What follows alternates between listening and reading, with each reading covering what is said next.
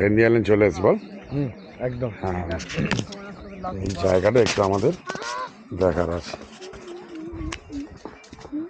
প্রচুর লোক আসতে যাচ্ছে না, চারদিকটা পুরো জঙ্গল একদম। এইটা হচ্ছে তোর মানে চারদিকে তোর ওই সেই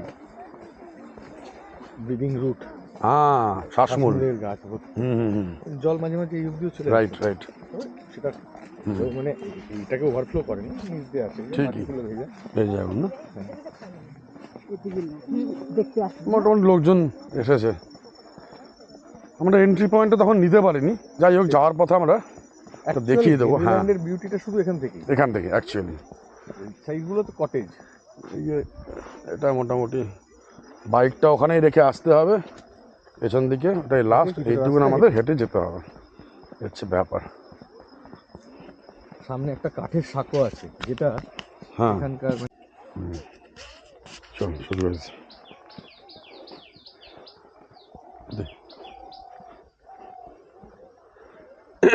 যাই হোক, এখানে ভালোই লাগছে বেশ, জায়গাটা জঙ্গলে ঘেরা।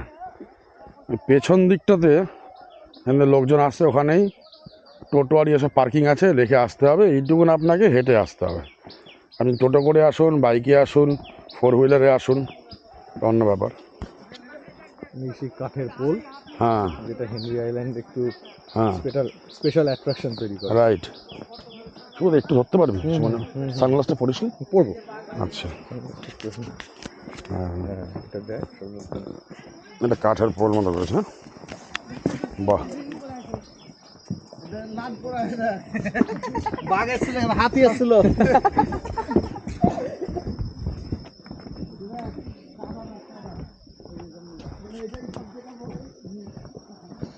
এখান দিয়ে সব গেছে, জল গেছে।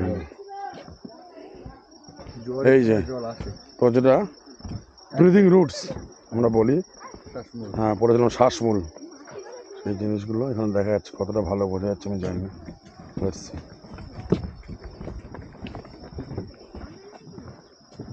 17ই গরম, বিপদ এড়িয়ে চলুন। সমুদ্রে কেউ নাইবেন না, চোরাবালি ও চোরাস্রোত আছে। বিচে ডিউটিরত কর্মীদের সহায়তা নেন। Very good.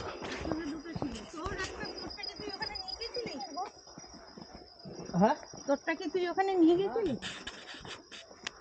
তোর অসুবিধা হচ্ছে না? দুটো একদমই না, মানে আমার দিয়া দে, কিচ্ছু অসুবিধা নেই। তুই ভালো করে তোর যেরকম মানে যতটা তুই তুলি মনে করবি। পুরো জঙ্গল দেখছিস তো? এটা পুরো জঙ্গল। তুই ভাব, রাত্রি এমন একটা জায়গায় থাকা, মানে কটেজটাও তো দেখেছিস। হ্যাঁ, জঙ্গলে এই জায়গাটা কিন্তু বিশাল নয়, কিন্তু মানে পুরো রিমোট এরিয়া যাকে বলে, বলছি তো, একদম আইসোলেটেড। তোকে এখানে এসে থাকার জায়গা আছে। আমি জানি না কি ব্যবস্থা বানানো, নিশ্চয়ই ভালোই হবে, তবে গ্রিন করিডোর দেখতে পাচ্ছিস? কোথায় green corridor? Green corridor in the sense, এটা সোজা তাকালে গাছ দিয়ে ঢাকা একটা পথের মতন। সামনের দিকে তাকা, একটু এগোলে বুঝতে পারবি। এই যে আমরা যে রাস্তাটা দিয়ে যাবো, দেখ পুরো সবুজ দিয়ে পুরো একটা গোল বৃত্তের মতন। আচ্ছা, গাছগুলো উপরে এমন সুন্দর করে। তোমার বাঘ করে হয়তো খাওয়া দিয়ে দিতে। ঠিক আছে, বিচের সামনে চলে এসেছি মোটামুটি। এই রাস্তাটা দিয়ে আমরা এখান দিয়ে এসে, বেশি হাঁটতে হয় না, ভালো লাগবে, খুব মনোরম পরিবেশ। এই জায়গাটা এই জন্য নিচ্ছি, এটা পুরো গাছ দিয়ে ঘেরা, ওপরে একটা শেড মতো রয়েছে।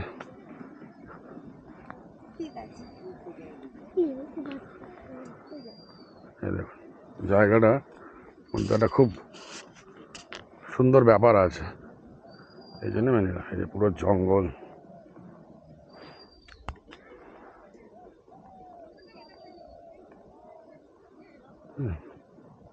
খুব সুন্দর, অপরূপ।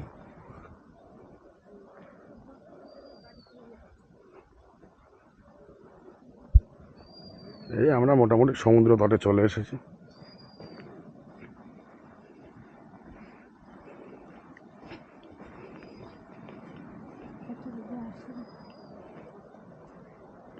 শুভদা, চলেই আসলাম। ভালো। ইয়েস, সাহেবরা খুঁজে খুঁজে জায়গা বার করেছিল থাকার জন্য। সেটাই ব্যাপার। আমরা আবার সেগুলোকে নতুন করে এক্সপ্লোর করছি। হ্যাঁ। মানে আমাদের মতো বিভিন্ন ট্রাভেলার ট্যুরিস্ট। এখানে কিছুটা একটা ভগ্নস্তূপ পড়ে আছে। হ্যাঁ, এখানটা অনেকে বসে ছবি ছবি তোলে, আমি দেখেছি সব ডালপালাগুলোতে। সমুদ্রের জল একটু দূরে তো আছেই, একটু মোটামুটি একটু দূরে আছেই।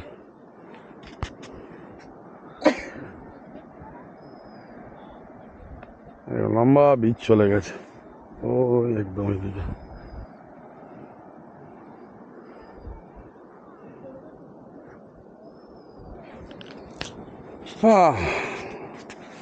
যাক, মোটামুটি এই হচ্ছে হেনরি আইল্যান্ডের গল্প।